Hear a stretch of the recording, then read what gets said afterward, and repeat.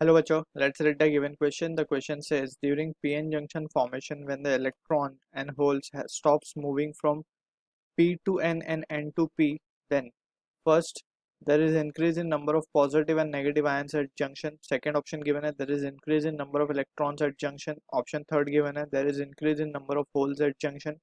Option fourth given है there is increase in number of holes and electrons at junction. So इस question को समझने के लिए we must have understanding of holes and this electrons. So basically हमें क्या पता है कि p टाइप जो सेमीकंडक्टर है उसमें मेजॉरिटी चार्ज कैरियर होल्स हैं एंड जो n टाइप सेमीकंडक्टर होता है उसमें मेजॉरिटी चार्ज कैरियर इलेक्ट्रॉन्स है. ऑलराइट. और ड्यू टू इलेक्ट्रॉन की मोबिलिटी जो होती है वो ज़्यादा होती है, so we can write electron mobility is more. Mobility is more. So ये क्या करता है, इलेक्ट्रॉन जो है एन टाइप से पी टाइप की तरफ आ जाता है. ऑलराइट. एंड वहाँ पे अपनी एक वैकेंसी क्रिएट कर देता है क्योंकि वो अपनी सीट छोड़ चुका है वहाँ से और वो पी की तरफ आ गया. अब जैसे ही वो पी साइड की तरफ आया, सो पी साइड में वो रिकम्बाइन हो जाएगा, होल के साथ रिकम्बाइन होके और वो पॉजिटिव आयन फॉर्म कर देगा. So we can write recombination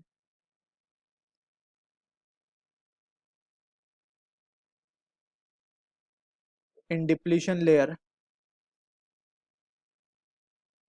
or depletion region creates positive and negative ions. Positive and negative ion वो कैसे होते हैं, let that we will see.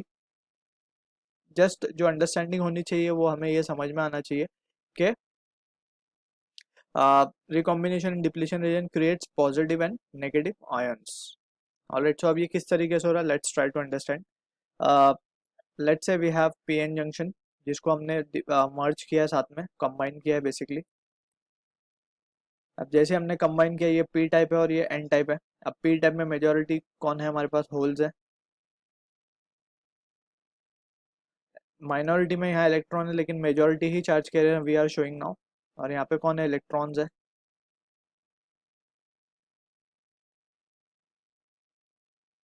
Alright. अब यहाँ पे क्या एक फॉर्म हुआ है. अब बेसिकली जैसे हमने डिस्कस किया, इलेक्ट्रॉन क्या करेंगे, यहाँ से इस तरफ जाएंगे और होल्स बेसिकली हम यूँ कह सकते हैं कि holes will come towards and and side. अब जब वी कैन अंडरस्टैंड जब होल यहाँ से जाएंगे, सो यहाँ पे नेगेटिव आयंस क्रिएट हो जाएगा. ऑलराइट. Towards this junction. और जब यहाँ से इलेक्ट्रॉन जाएंगे, सो यहाँ पे क्या क्रिएट हो जाएगा, basically we can understand this way, यहाँ पे होल्स क्रिएट हो जाएंगे या फिर हम यूँ कहें कि इधर पॉजिटिव आयंस क्रिएट हो जाएंगे.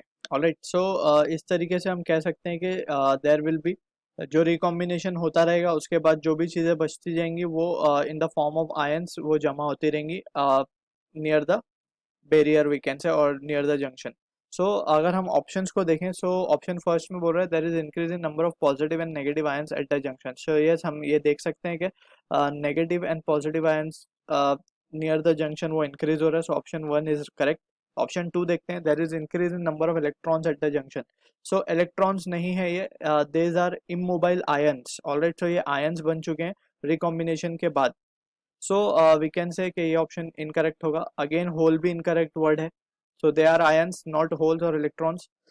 There is increase in number of holes and electrons. So again, this is incorrect. So option A is the right answer to the question. I hope you understood the solution. All the best.